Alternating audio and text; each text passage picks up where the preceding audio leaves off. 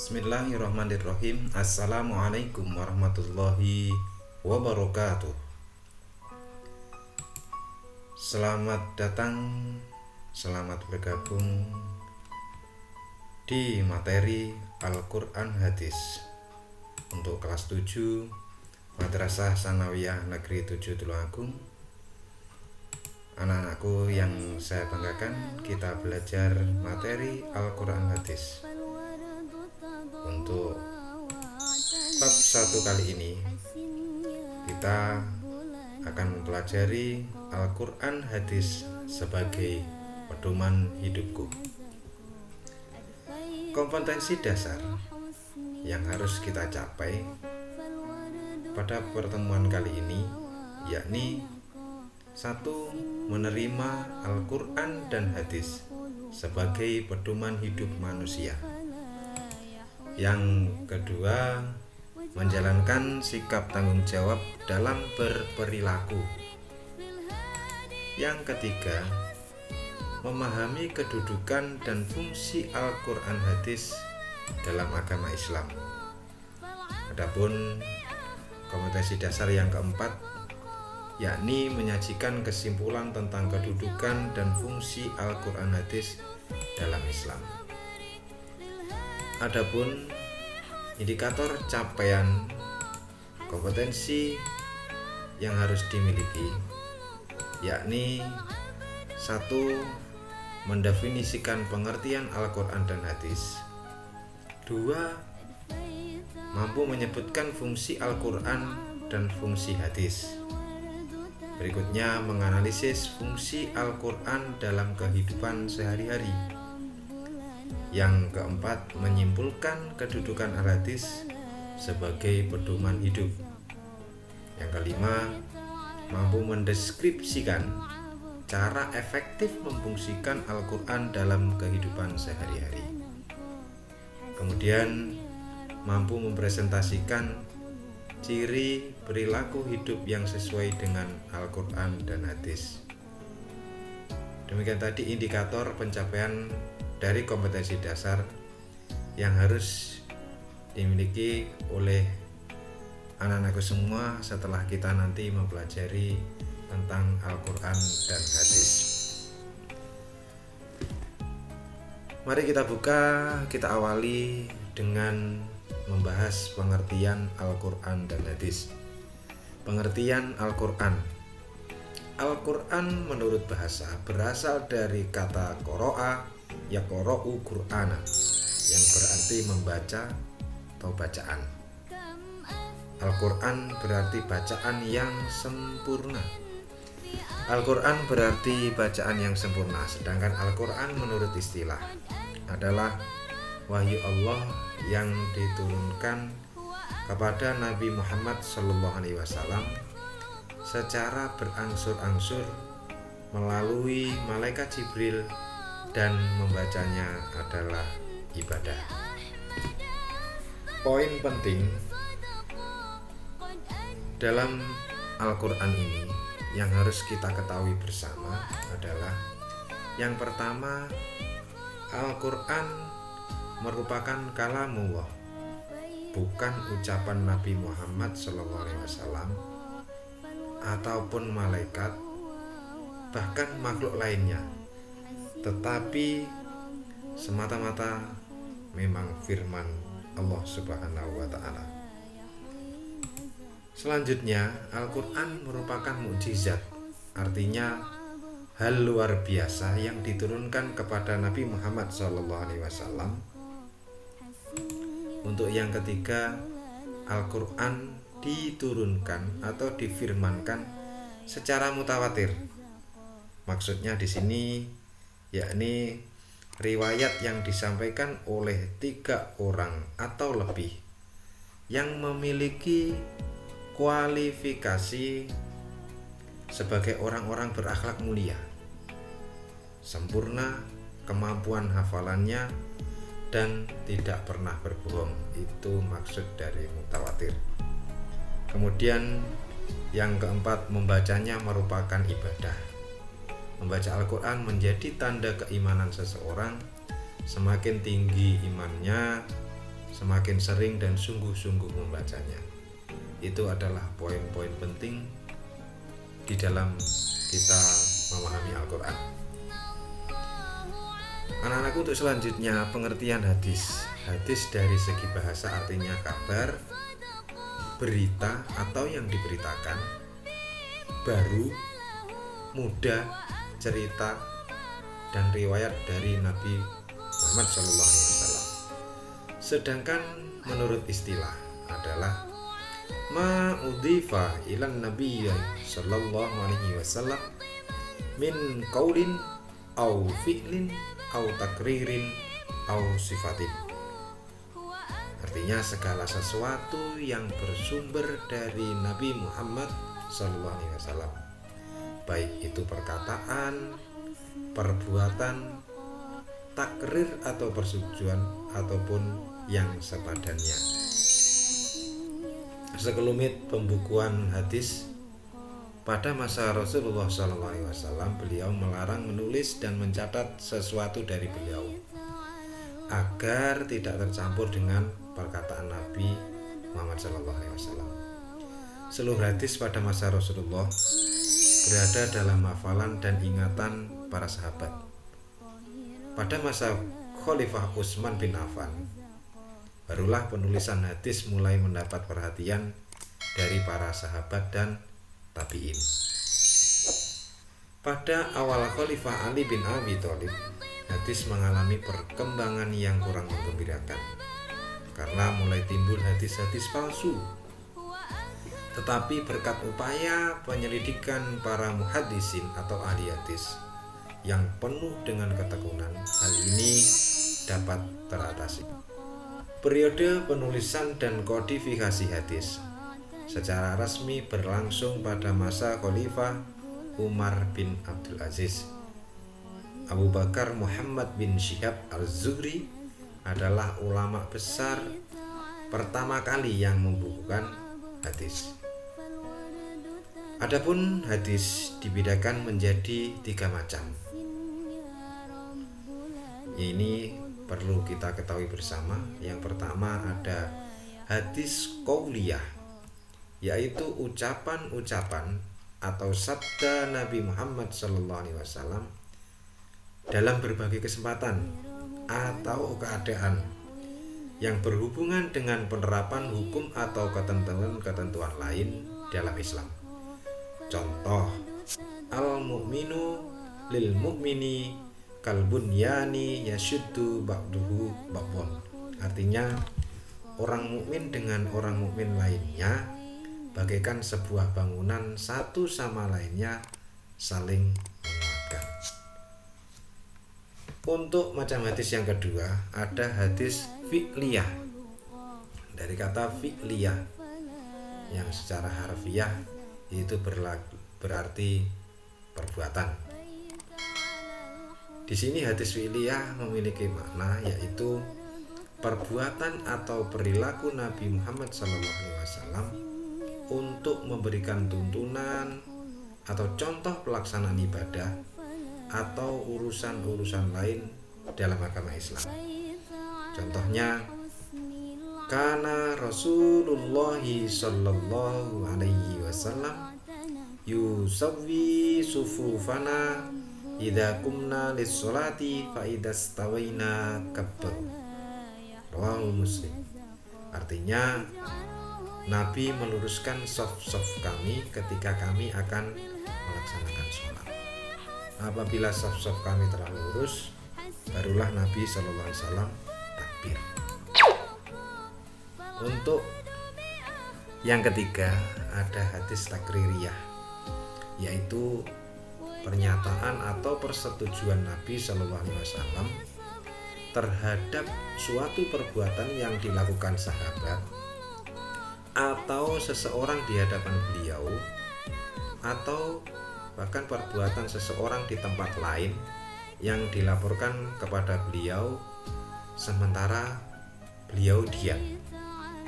Diamnya Nabi Sallallahu Alaihi Wasallam menandakan persetujuan, sebab kalau tidak setuju maka Nabi akan menolaknya atau melarangnya. Itu adalah hadis takririyah.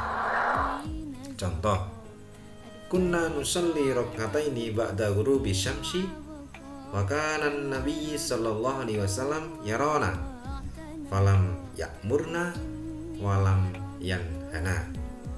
Artinya, kami para sahabat melakukan sholat 2 rakaat sesudah terbenam matahari atau sebelum sholat maghrib. Rasulullah SAW melihat apa yang kami lakukan, tapi beliau tidak menyuruh dan tidak pula melarang kami. Selanjutnya anak-anakku, kita bahas fungsi Al-Quran dan hadis. Kita awali dengan fungsi Al-Quran. Fungsi Al-Quran yang pertama sebagai sumber ajaran atau hukum Islam yang utama. Yang kedua sebagai konfirmasi dan informasi terhadap hal-hal yang tidak dapat diketahui oleh akal. Selanjutnya, fungsi Al-Quran sebagai petunjuk hidup manusia ke jalan yang lurus tersebut terkadang bersifat umum yang menghendaki penjabaran dan perincian. Untuk selanjutnya, fungsi Al-Quran sebagai pengontrol dan pengoreksi terhadap ajaran-ajaran masa lalu seperti halnya yang terkandung di dalam Injil, Zabur, dan Taurat. Di sini Al-Quran sebagai penyempurna. Untuk selanjutnya, fungsi hadis itu sendiri terhadap Al-Quran. Fungsi hadis terhadap Al-Quran yang pertama yakni mengukuhkan hukum yang sudah ada di dalam Al-Quran. Yang kedua, merinci ayat Al-Quran yang bersifat global atau masih umum. Selanjutnya, menetapkan hukum yang belum terdapat dalam Al-Quran. Yang berikutnya yakni membatasi keumuman ayat-ayat Al-Quran. Selanjutnya anak-anakku, nama-nama lain dari Al-Quran. Banyak sekali sering kita dengar nama-nama lain dari Al-Quran. Di sini saya menyebutkan diantaranya nama lain dari Al-Quran ada Al-Furqan yang artinya pembeda antara yang hak dan batil. Kemudian yang kedua ada An-Nur yang memiliki arti cahaya, pelita hati atau penerang. Kemudian Al-Quran juga memiliki nama Asy-Syifa, artinya obat atau penyembuh. Nama lain dari Al-Quran juga ada Al-Bayan atau Al-Bayyinah yang artinya penjelas. Untuk selanjutnya ada Al-Busyra, memiliki arti kabar gembira. Kemudian ada Az-Zikra atau peringatan, Al-Huda atau petunjuk, Al-Burhan atau bukti yang terang, Al-Hakim yang maha bijaksana, Ar-Rahmah, rahmat atau ampunan, dan lain sebagainya. Baik, untuk selanjutnya kita bahas manfaat diturunkannya Al-Quran. Di antaranya adalah kehidupan manusia menjadi terbimbing dengan petunjuknya. Yang kedua, dari segi akidah dapat menjaga kemurnian iman, dengan kata lain menjadi umat yang menegakkan tauhid. Yang ketiga, dari segi ubudiyah atau ibadah dapat mengetahui aturan-aturan yang benar sesuai apa yang dikehendaki oleh Allah sebagai al-ma'bud atau zat yang disembah atau diibadahi. Untuk selanjutnya anak-anakku, dari segi muamalah atau hubungan sesama manusia yang harus diperbuat, norma-norma mana yang boleh dilakukan dan mana yang tidak, bagaimana cara berperilaku, bertutur sapa, dan banyak lagi manfaat lain. Ringkasnya, Al-Quran adalah sebagai petunjuk yang mengarahkan manusia ke jalan yang diridhai Allah, sehingga akan tercipta kebahagiaan dunia dan Alhamdulillah kita menjadi mengerti tentang Al-Quran. Anak-anakku, Al-Quran adalah sumber hukum umat Islam yang pertama dan utama. Itu kedudukan Al-Quran. Sementara hadis adalah sumber hukum kedua setelah Al-Quran. Sekali lagi, hadis adalah sumber hukum kedua setelah Al-Quran. Berikut cara memfungsikan Al-Quran dan hadis dalam kehidupan sehari-hari. Sebagaimana dalam indikator tujuan pembelajaran tadi kita sebutkan, sebagai orang yang beriman, kewajiban kita adalah memfungsikan Al-Quran dan hadis dalam kehidupan. Berikut ini ada beberapa hal yang bisa kita lakukan untuk mewujudkan hal itu. Antara lain adalah menjadikan Al-Quran dan hadis sebagai pedoman dalam hidup pribadi. Yang pertama, menjadikan Al-Quran dan hadis sebagai pedoman dalam kehidupan pribadi yang paling khusus ini. Dalam hal ini bisa dicontohkan, yakni diantaranya selalu mendengarkan dan mengetahui bila diseru kepada Al-Quran dan hadis. Yang kedua, selalu menerima semua yang datang dari Rasulullah SAW, karena semua itu datangnya hak dari Allah. Selanjutnya, selalu berpegang teguh pada Al-Quran dan hadis dalam semua urusan. Untuk yang kedua, tingkatan selanjutnya yakni menjadikan Al-Quran, hadis sebagai pedoman dalam kehidupan keluarga. Kalau tadi dalam kehidupan pribadi, selanjutnya dalam kehidupan keluarga. Laki-laki sebagai kepala keluarga yang memimpin keluarga. Mana ini kita ketahui dalam Al-Quran, yakni ar-rijalu qawwamuna 'alan nisa. Kemudian laki-laki dan wanita akan ditanya mengenai pertanggungjawabannya pada keluarga oleh Allah Subhanahu wa taala di akhirat nanti. Selanjutnya, setiap anggota keluarga harus menyelamatkan diri dan keluarga dari api neraka. Ku anfusakum wa ahlikum nar. Jagalah dirimu dan keluargamu dari api neraka. Untuk tingkatan selanjutnya yang lebih luas, yakni menjadikan Al-Quran, hadis sebagai pedoman dalam kehidupan bermasyarakat. Ini lingkup yang lebih luas lagi, yakni selalu tolong menolong dalam kehidupan dan menggalang persatuan.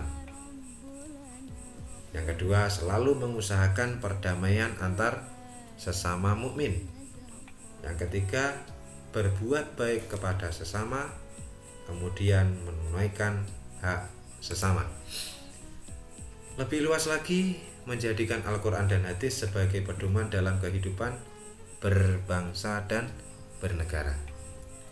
Saling menguatkan satu sama lain dalam membangun negara.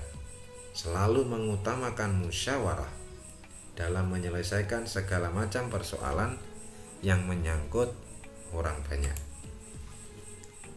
Lebih luas lagi, menjadikan Al-Quran dan hadis sebagai hakim dalam menyelesaikan masalah. Selalu berhukum pada Al-Quran dan hadis dan tidak kepada yang lain. Selalu taat kepada Allah dan Rasul-Nya dan para pemegang urusan atau kekuasaan, dan mengembalikan perkara kepada Al-Quran dan hadis bila terjadi beda pendapat. Ini bagi para pemegang urusan atau kekuasaan, diharapkan ketika terjadi perbedaan pendapat itu segera kembali kepada Al-Quran dan hadis. Yang ketiga, orang beriman harus membuktikan bahwa ia selalu berhukum kepada apa yang datang kepada Rasul dalam semua urusan.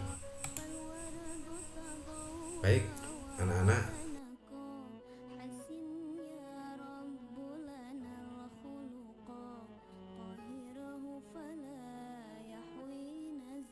sementara pembahasan tentang Al-Quran dan hadis kita akhiri demikian saja dulu.